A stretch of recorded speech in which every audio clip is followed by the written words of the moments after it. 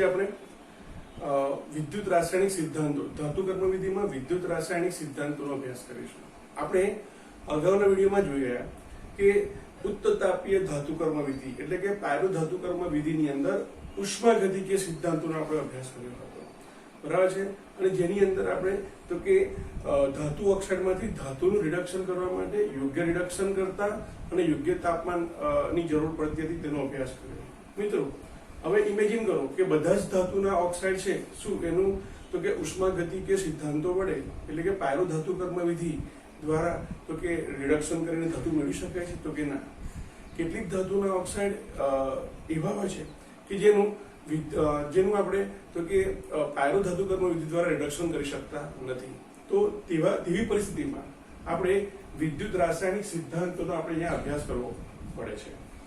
આ વિદ્યુત રાસાયણિક સિદ્ધાંતનો ઉપયોગ આ ઉપરાંત તો કે જ્યારે આપણી પાસે ધાતુ આયન જલીય દ્રાવણના સ્વરૂપમાં હોય, દાખલા તરીકે Cu2+ આયન ધરાવતું દ્રાવણ છે કે Ag+ આયન ધરાવતું દ્રાવણ છે અથવા ગોલ્ડનું Au3+ આયન ધરાવતું દ્રાવણ છે, તો એવા દ્રાવણમાંથી ધાતુને મેળવવા માટે ઉપરાંત તો કે જ્યારે પીગલિત અવસ્થાની અંદર જ્યારે આપણું ધાતુ આયન હોય તો તે વખતે તેમાંથી ધાતુને મેળવવા માટે તો કે આપણે આ વિદ્યુત રાસાયણિક સિદ્ધાંતોનો અભ્યાસ આપણને ઉપયોગી નીવડે છે.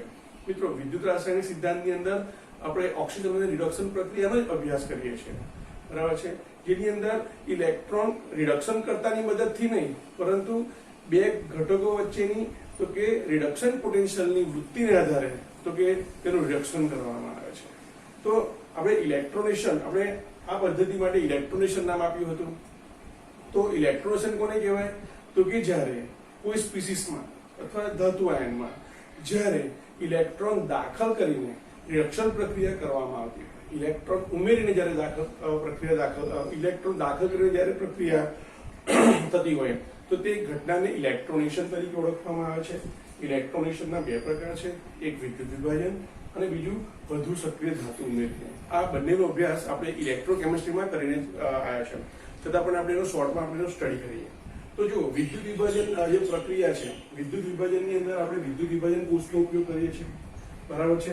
એની અંદર વિદ્યુત વિભાજન દ્રાવણ લેવામાં આવે છે. ઉદાહરણ સમજવા માટે આપણે ઉદાહરણનો ઉપયોગ કરીએ તો ધારો કે મારી પાસે કોપર સલ્ફેટનું જલીય દ્રાવણ છે.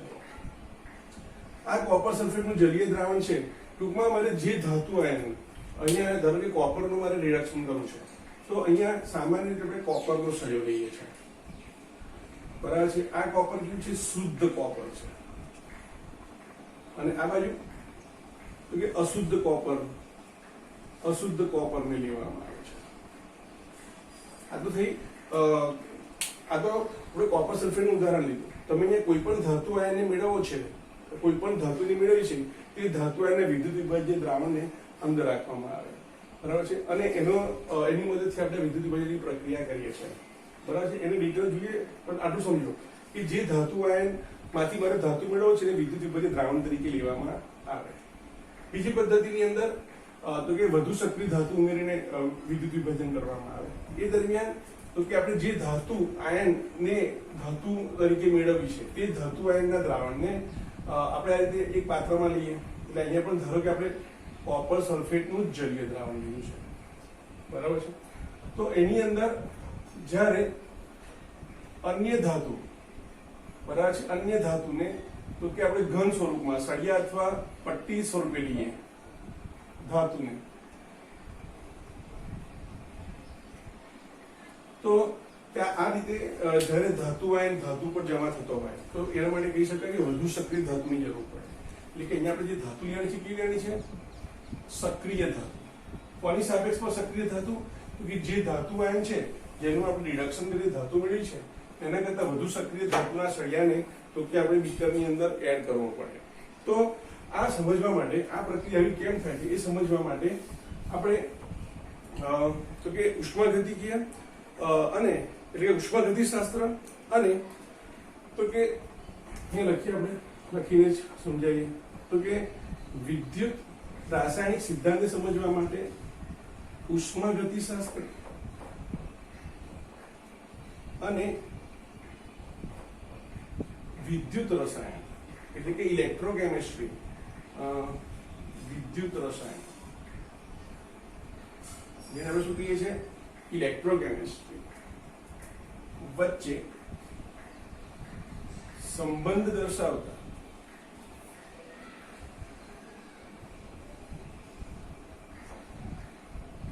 સમીકરણનો ઉપયોગ કરવો પડે. સમીકરણની મદદથી વિદ્યુત રાસાયણિક સિદ્ધાંત સમજી શકાય છે અથવા સમજાવી શકાય છે. આપણે ભણી ગયા કે ડેલ્ટા જી નોટ બરાબર minus N F E naught. આ સૂત્ર બરાબર છે. આ થર્મોડાયનેમિકલી ગિબ્સ મુક્ત ઉર્જાનો ફેરફાર છે. અહીંયા ફેરેડ અચળાંક બરાબર છે. અને તમારે એક્ઝામની અંદર આવો પૂછે તો લખવાનું કે અહીંયા શું છે, તો ડેલ્ટા જી બરાબર શું થયો, પ્રક્રિયા દરમિયાન થતો મુક્ત ઉર્જાનો ફેરફાર, જ્યાં ડેલ્ટા જી બરાબર મુક્ત ઉર્જા ફેરફાર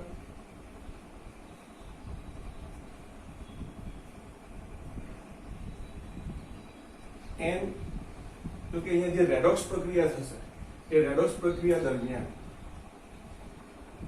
પ્રક્રિયા સાથે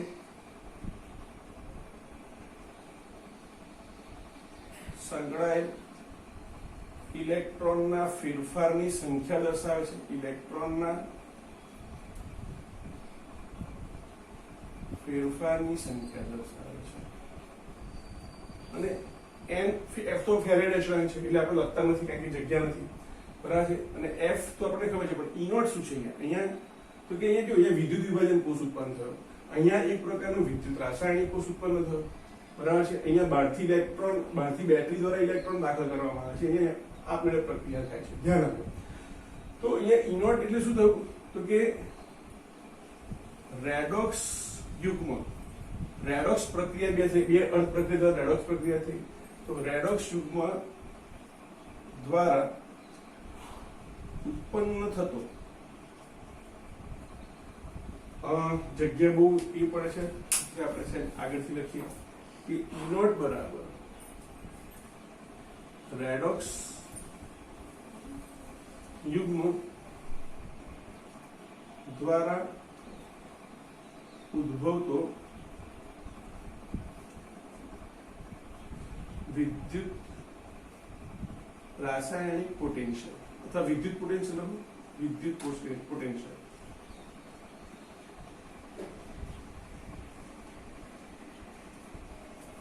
બરાબર છે. તો અહીંયા શું કહેવા માંગે છે કે જો પ્રક્રિયા દરમિયાન જે ઉત્પન્ન થતો વિદ્યુત કોષ પોટેન્શિયલ, જેને આપણે કહીએ વિદ્યુત ધ્રુવ પોટેન્શિયલનો તફાવત એટલે કે કોષ પોટેન્શિયલ, આ જે છે એનું મૂલ્ય જો ગ્રેટર ધેન 0 આવે તો જ આખું મૂલ્ય ઋણ બનશે, કારણ કે આગળ માઇનસ સાઇન લગાવેલી છે આપણે. તો જો ઈ નોટ પોઝિટિવ હોય તો જ આ પ્રક્રિયા થાય આપણે, કારણ કે તો ડેલ્ટા જી નેગેટિવ બનશે. તો લખી આમ જો ઈ નોટ નું મૂલ્ય નેગેટિવ પોઝિટિવ થાય, ઈ નોટ નું મૂલ્ય જો પોઝિટિવ થાય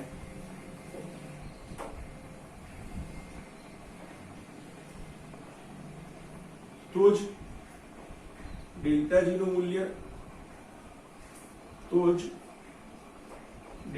નું મૂલ્ય નેગેટિવ બને અને પ્રક્રિયા આપમેળે થાય. બરાબર છે. તો આપણને ખબર છે કે ઈ નોટ શું છે, તો કે ઈ નોટ બરાબર reduction potential of cathode minus reduction potential of anode.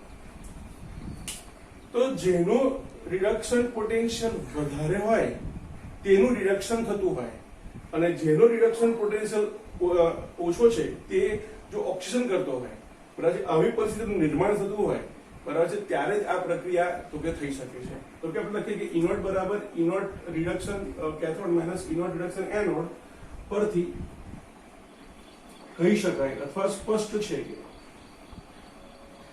શું સ્પષ્ટ છે કે જેનું રિડક્શન પોટેન્શિયલ વધારે હશે, જેનું રિડક્શન પોટેન્શિયલ વધારે હશે તે રિડક્શન પ્રક્રિયા અનુભવી, તે રિડક્શન પ્રક્રિયા અનુભવી ધાતુમાં ફેરવાય. એનો અર્થ હતો કે કોપર સલ્ફેટ જલીય દ્રાવણ છે, એમાં Cu2+ આયન છે. તો Cu2+ આયન જે છે બરાબર છે, એની અંદર પાણીનો H+ આયન પણ છે બરાબર છે. હવે અહીંયા તમે ધારો કે કોઈ સળિયો લીધો છે, અહીંયા જે સળિયો છે બરાબર છે, અહીંયા બે કન્ડિશન છે. જો તમારી પાસે કોપર સલ્ફેટનું દ્રાવણ છે તો તમે અહીંયા કોપરના સળિયા વચ્ચે પ્રક્રિયા કરો છો. પરંતુ ધારો કે મારી પાસે અશુદ્ધ કોપર છે બરાબર છે, અને તે વખતે મારે જ્યારે અશુદ્ધ કોપરમાંથી શુદ્ધ કોપર મેળવવી છે ત્યારે હું અશુદ્ધ કોપર અહીંયા રાખું છું બરાબર છે. તો વિદ્યુત વિભાજનની અંદર આપણે બહારથી બેટરી દ્વારા વિદ્યુત પ્રવાહ પસાર કરીએ છીએ અને એના દ્વારા આખી પ્રક્રિયા થાય છે. દ્રાવણમાંનો જે Cu2+ આયન છે, એ દ્રાવણમાંનો Cu2+ આયન છે એ શું થશે તો કે કેથોડ પર જમા થશે બરાબર છે. તો વિદ્યુત વિભાજન કોષમાં તો બરાબર છે, પરંતુ જ્યારે આપણે આ રીતે જ્યારે દ્રાવણની અંદર રહેલ ધાતુ આયનનું જ્યારે રિડક્શન કરવું છે ત્યારે એમાં એવો સળિયો મૂકવો પડે કે જેના રિડક્શન પોટેન્શિયલનું મૂલ્ય એ જે દ્રાવણમાં ધાતુ આયન છે એના કરતા જ્યારે વધારે ઓછું રિડક્શન પોટેન્શિયલનું મૂલ્ય હશે ત્યારે જ આ પ્રક્રિયા થશે. એટલે કે અહીંયા હું એમ લખી શકું કે E0 Cu2+ Cu બરાબર છે, એના રિડક્શન પોટેન્શિયલ કરતા જેનું રિડક્શન પોટેન્શિયલ ઓછું છે તેવી ધાતુના સળિયાને જ્યારે ડુબાડવામાં આવશે તો તે વખતે જેનું રિડક્શન પોટેન્શિયલ મૂલ્ય વધારે છે એ આગળ આવશે, અને જેનું રિડક્શન પોટેન્શિયલ ઓછું છે એવી ધાતુ હશે એનું મૂલ્ય પાછળ આવશે. તો E0 > 0 થઈ જશે અને તેને કારણે પ્રક્રિયા આપમેળે થશે. ટૂંકમાં ΔG બરાબર -NF E0 જે સૂત્ર છે એની અનુસાર જ્યારે E0 નું મૂલ્ય > 0 થાય તેવી પરિસ્થિતિનું નિર્માણ કરવામાં આવે ત્યારે અને ત્યારે જ તો કે આપણે જે ધાતુ આયન છે તેનું આપણે તો કે રિડક્શન કરીને ધાતુ મેળવી શકીએ છીએ. બીજો પ્રશ્ન એવો આવે કે સામાન્ય રીતે વિદ્યુત વિભાજન કોષની અંદર અશુદ્ધ કોપર છે અને અશુદ્ધ ધાતુ છે કે જેને આપણે શુદ્ધિકરણ કરવું છે એને આપણે એનોડ તરીકે લેવો પડે. આ શું છે? એનોડ છે અને આ કેથોડ છે. તો સામાન્ય રીતે જે ધાતુનું આપણે શુદ્ધિકરણ કરવું છે એને એનોડ તરીકે લેવામાં આવે છે અને એ ધાતુ આયન ધરાવતું જ દ્રાવણ વિદ્યુત વિભાજનનું દ્રાવણ લેવું પડે અને આ વિદ્યુત વિભાજન દ્રાવણ તો કે રિડક્શન પ્રક્રિયાનું ભઈને કેથોડ પર જમા થાય. તો કેથોડ અહીંયા બીજો કોઈ રોલ નથી, કેથોડ પર તો ખાલી જમા જ થશે. તો એમ કહી શકાય કે અહીંયા કોઈ પણ ધાતુ લઈએ તો ચાલશે, પણ અહીંયા તો પર્ટિક્યુલરલી આપણી જે ધાતુ આયન છે તેના કરતા વધુ સક્રિય ધાતુ લેવામાં તો જ પ્રક્રિયા થશે. અને વિદ્યુત વિભાજન કોષની અંદર તો કે ધાતુ આયન છે એ ધાતુ આયનનું રિડક્શન થઈને ધાતુ પર જમા થાય છે તો કોઈ પણ ધાતુ તો ચાલે, પરંતુ તકલીફ શું થાય તો કે જ્યારે જે ધાતુનું આપણે રિડક્શન કરીએ છીએ તે ધાતુ સિવાયની અન્ય કોઈ ધાતુ વિદ્યુત રૂપ તરીકે હોય તો તે વખતે તેની ઉપર ધાતુ જમા તો થશે, પરંતુ પાછી જ્યારે એને અલગ કરવી પડે ત્યારે ફરીથી પાછી એની અંદર તો કે આપણે પ્રક્રિયાઓ કરવી પડે અને બંનેનું અલગીકરણ કરવું પડે અને એમાં પાછી થોડી અશુદ્ધિ આવવાની સંભાવના રહે. પરિણામે યાદ રાખો મિત્રો કે વિદ્યુત વિભાજન કોષની અંદર જે ધાતુનું શુદ્ધિકરણ કરવાનું હોય છે તે જ ધાતુનો સળિયો આપણે કેથોડ તરીકે લઈએ છીએ, જેને કારણે આપણને શુદ્ધ ધાતુ પ્રાપ્ત થાય અને એમાં ક્યારેય અશુદ્ધિ આવવાની સંભાવના રહે નહીં. સાથે સાથે મિત્રો કેટલીક વખત તો કે એવા ઓક્સાઇડ ધાતુઓ હોય છે કે જેમાંથી આપણે ધાતુનું જ્યારે વિઘટન કરવું હોય છે તો ત્યારે એ ધાતુના મેલ્ટિંગ પોઈન્ટ એટલા બધા ઊંચા હોય છે કે તેને કારણે તો કે એટલી ઉષ્મા ઉત્પન્ન કરવા માટે વધારે તો કે ઉષ્મા આપવી પડે છે અને એને કારણે પદ્ધતિ વધારે ખર્ચાળ બની જાય છે. તો તેવી કન્ડિશનની અંદર જ્યારે તમે બહારથી કોઈ અન્ય પદાર્થ ઉમેરીને તેનું મેલ્ટિંગ પોઈન્ટ જો નીચું લાવી દેતા હોય તો તેને કારણે પ્રક્રિયા ઓછી ઉષ્માએ અને ઓછી ઉષ્મા પ્રાપ્ત થાય અને ઓછી ખર્ચાળ સાબિત થાય. દાખલા તરીકે તમે 10મા ધોરણની અંદર શુદ્ધ એલ્યુમિનિયમનું નિષ્કર્ષણ ભણી ગયા, જેની અંદર હોલ હેરોલ્ડ પદ્ધતિની અંદર પીગલિત Al2O3 ની અંદર આપણે Na3AlF6 ક્રાવલાઇટ અને કેલ્શિયમ ફ્લોરાઇડ CaF જેને ફ્લોરસ્પાથ તરીકે ઓળખવામાં આવે છે તેને ઉમેરવામાં આવે છે, જેને કારણે તો કે જે એલ્યુમિના છે Al2O3 છે એનું જે મેલ્ટિંગ પોઈન્ટ છે નીચે ઉતરે છે અને એને કારણે નીચા તાપમાને જ તો કે આખી વિદ્યુત વિભાજનની પ્રક્રિયા થાય છે. તો મિત્રો યાદ રાખો કે ધાતુના ઓક્સાઇડ નું ગલન બિંદુ નીચું લાવવા માટે જે પદાર્થનો ઉપયોગ કરવામાં આવે છે તેને ફ્લક્સ અથવા અભિવાહક તરીકે ઓળખવામાં આવે છે, બરાબર છે. અને Al2O3 ના તો કે વિદ્યુત વિભાજન દરમિયાન ક્રાયોલાઇટ Na3Al6 અને CaF2 એ ફ્લક્સ એટલે કે અભિવાહક તરીકે વર્તે છે. તો પરીક્ષાની દ્રષ્ટિએ તમારે આ તૈયાર કરવાનું છે, પણ તમે અહીંયા સુધી લખો તો પણ ચાલશે.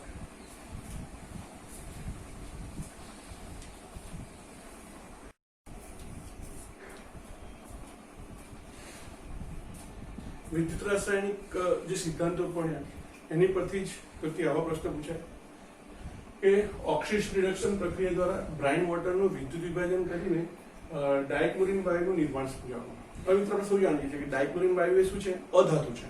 અને આપણે ભણી રહ્યા છીએ ધાતુ કર્મવિધિ. ધાતુનું શુદ્ધિકરણ એટલે કે ધાતુનું તો કે નિષ્કર્ષણ કરવા માટેની આ આપણે પ્રક્રિયાનો આપણે ચેપ્ટરનો અભ્યાસ કરવાનો છે.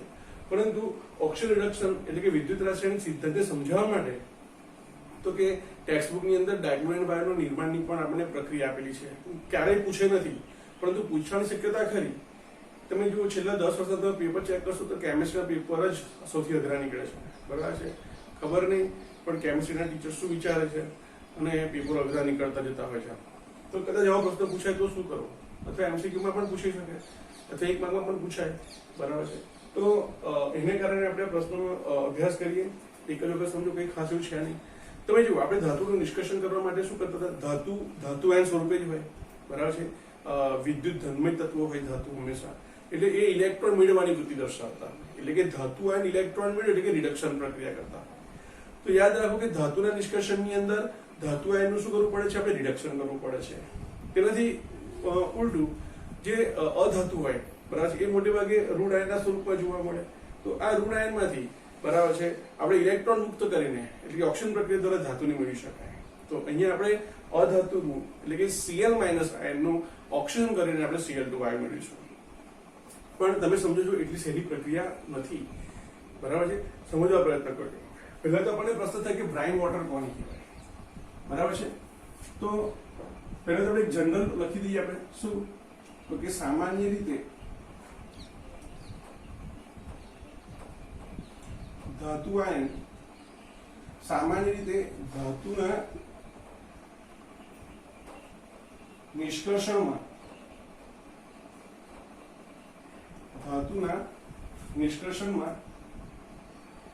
રિડક્શન પ્રક્રિયા અને અધાતુના નિષ્કર્ષણમાં ઓક્સિડેશન પ્રક્રિયા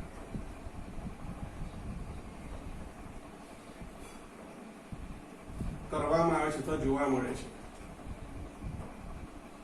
અથવા કરવી પડે છે, બરાબર છે. તો પહેલા તો આપણે અહીંયા જોઈએ કે અહીંયા આપણે બ્રાઇન વોટર માંથી કરવાનું છે. તો વોટ ઇઝ બ્રાઇન વોટર?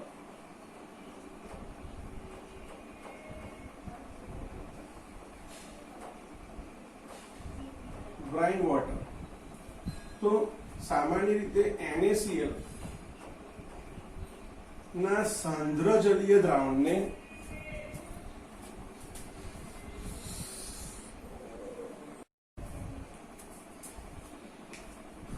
આવી પ્રક્રિયા આપમેળે થતી નથી. કેમ નથી થતી? તો વૈજ્ઞાનિકો એનો સ્ટડી કર્યો અને એમને જોયું કે આ પ્રક્રિયા માટે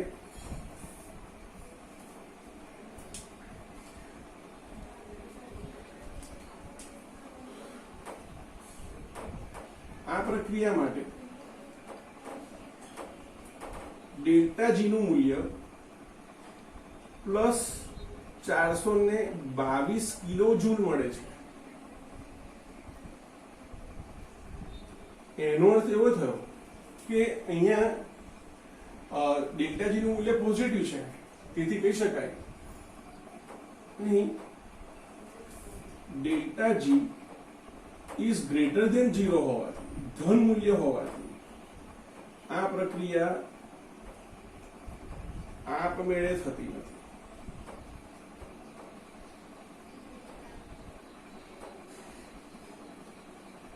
એટલે કે આપણે જે સમજવા માટે પ્રયત્ન કરીએ, જો સીધી નથી થતી. કેમ નથી થતી?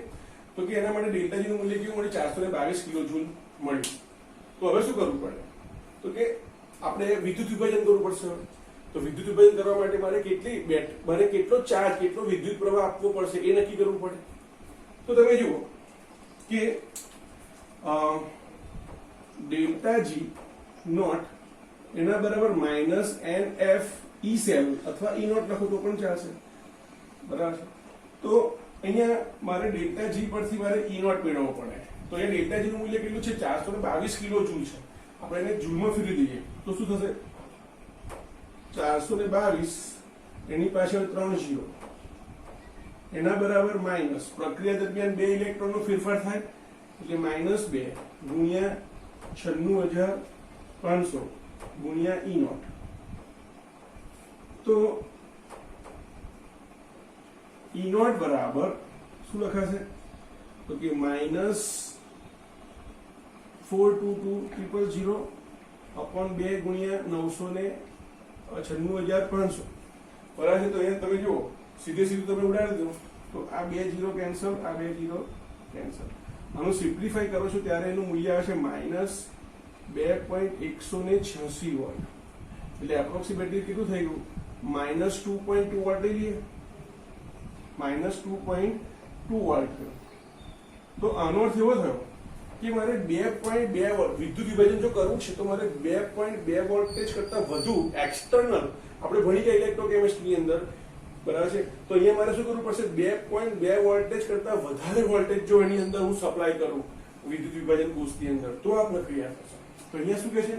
તો કે અહીંયા આપણે લખવું હોય તો લખી શકીએ આપણે કે શું કહે છે? આમ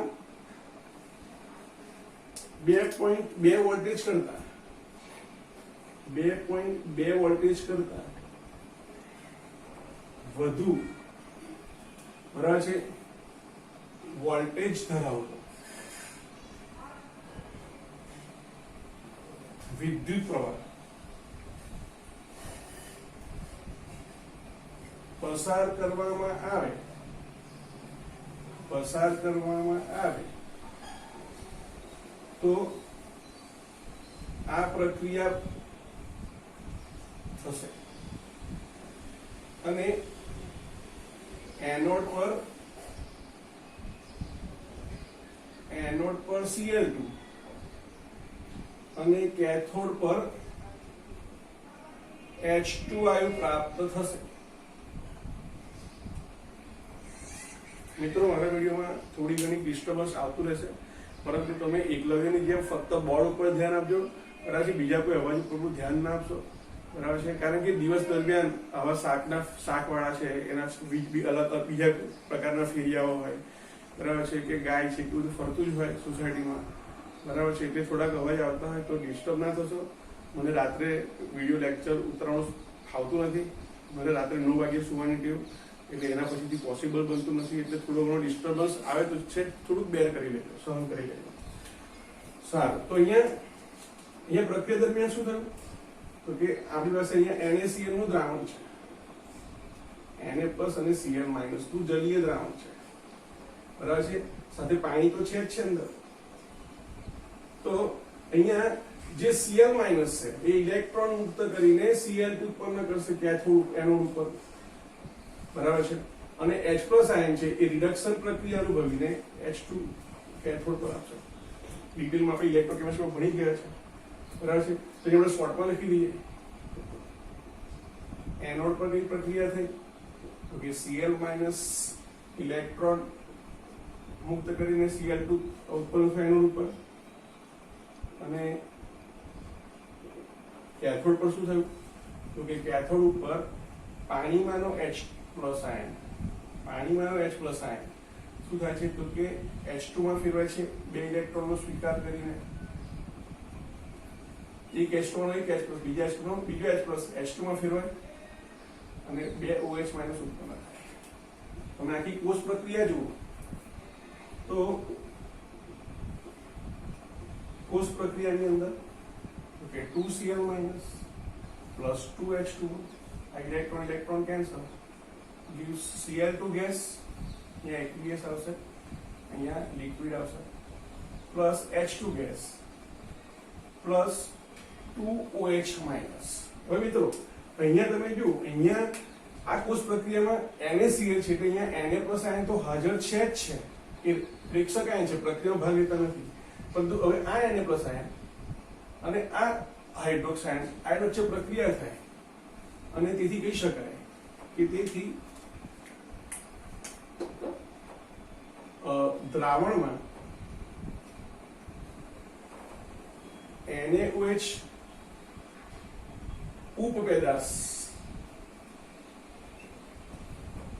તરીકે દ્રાવણમાંથી NaOH ઉપપેદાશ તરીકે પ્રાપ્ત થાય છે.